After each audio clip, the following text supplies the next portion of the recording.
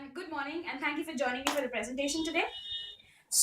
Before you leave the presentation hall today, I would want to leave you with three distinct feelings. The first being angry, inspired, and committed. Now, why angry? If you see these 5 children out here, these children will never have the quality of education that you and me have. And this has to change. And if you want to change this, you have to be angry. Inspired by people like Sharanya here, who is a fellow and is relentlessly working to bridge the education gap that is there between the haves and the have-nots. And committed enough to determine to reduce the educational inequality and make educational equity a reality for all those people out here. I am Pallavi Basu, a 2013 fellow, and currently working with the fellowship recruitment team. Now, before you understand what we do, it is necessary for you to understand why we do what we do. And for that, I would request all of you all to please stand up for some time. Thank you for standing up. And now I would request you to imagine yourself to be those 320 million children who are there in India. And also at the same time, imagine yourself to be in grade 3, grade 4, or in grade 5 who are just waiting to go to school. At that note, I would request all these people here to please sit down.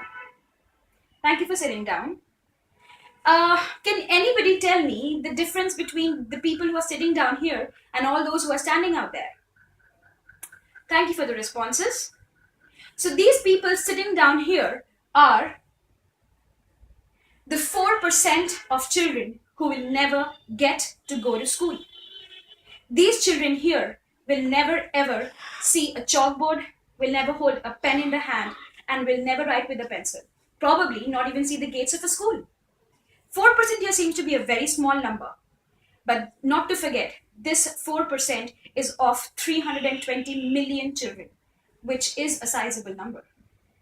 On that note, I would request people who are sitting at that corner of the room to all please sit down. Can you now tell me the difference between those people sitting down and the ones who are standing this side? Thank you for the responses.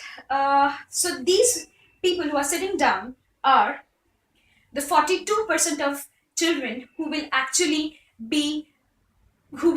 discontinue their education after grade 5. That is, which we call in technical terms, the dropouts after grade 5.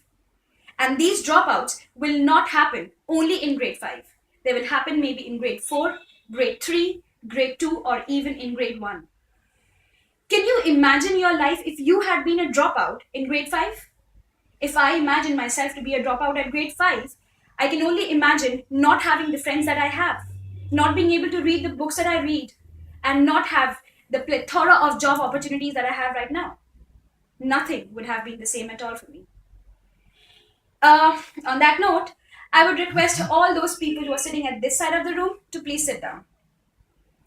Thank you for sitting down. And now can somebody tell me the difference between the people who are sitting and people who are standing? Thanks again for the responses. These people who are sitting down are the 90% of the students who will not be completing their education after school. That is not being going to college. And if you are a girl from a rural background, from a rural village of India, then only 1% of you will be going to college. Can you imagine the immense amount of growth that our country will have if we are able to utilize this 90% of the human resource that is there in our country?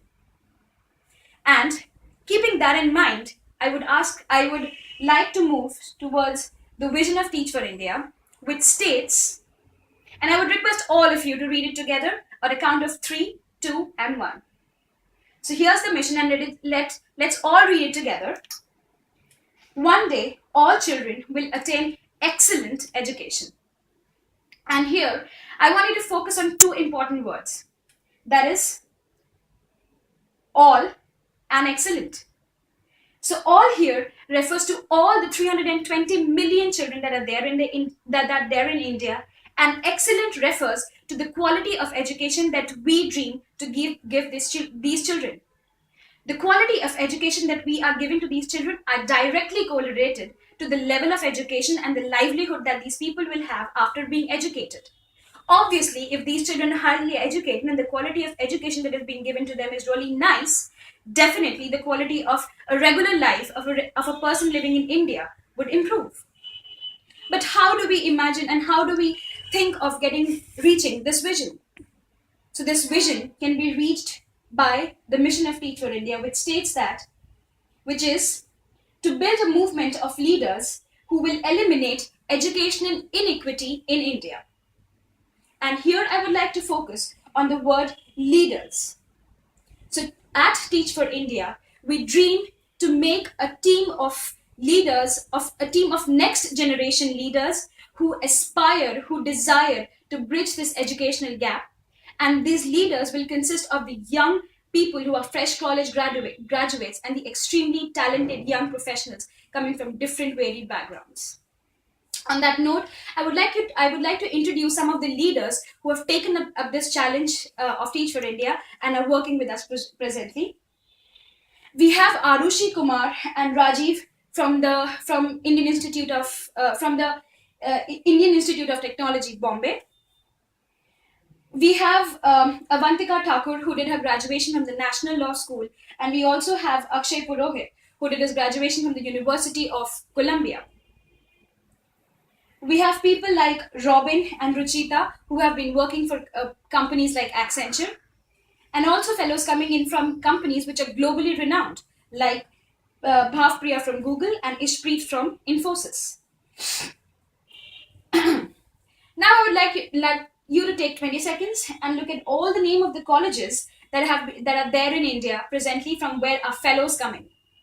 And I know it looks like a very cluttered kind of name of colleges. So here I would help you to focus on some of the names where our fellows coming from, which includes colleges like the HR College of Commerce, St. Xavier College, Mumbai, Sophia College, Mumbai, Christ University, Bangalore, Symbiosis, Pune, St. Stephen's College, Delhi University, and many more to name, and many more. We also have also have fellows coming in from the postgraduate colleges like IIT Kanpur, IIT Kozhikode, the Delhi School of Economics, Jadavpur University, Kolkata, IIT Chennai, Madras Christian College, Chennai, to name a few. We also have fellows coming in from universities which are internationally recognized, like the University of Western Ontario, the University of Oxford, the University of Bristol, Columbia University, University of Pennsylvania, and the University of Texas, which is in Austin. Besides all these colleges and universities, we have people coming in from varied professional sectors, which includes the IT, the banking sector, the marketing sector, and also the management sector. And some of the companies from where our fellows have joined us are the KPMG, the Aditya Birla Group, the Siemens, HDFC Bank, Accenture, Ernst & Young, JP Morgan, to name a few. So overall, we have at present fellows coming in from 382 different colleges and 219 corporates, which is a huge number. Last year, we had about 11,300 people applying for the fellowship, and out of those 11,300, we selected about 800 applications who are today working with us in our fellowship. And the selectivity has been 7% in the past 5 years. We at Teach for India dream to select the leaders in such a way so as to make the fellowship a very, very selective and an aspirational journey. If you think it that way, it seems to be very competitive, but the process is not competitive at all. If you meet the criteria and if you have it in you, you will join us and you will join our team. Because the more number of fellows we have, the more number of children we are impacting. On that note, I would like to thank you all for listening to the presentation, and I hope that you're leaving the presentation room feeling angry, feeling inspired, and feeling committed to do something to bridge the educational gap between all of us. Thank you.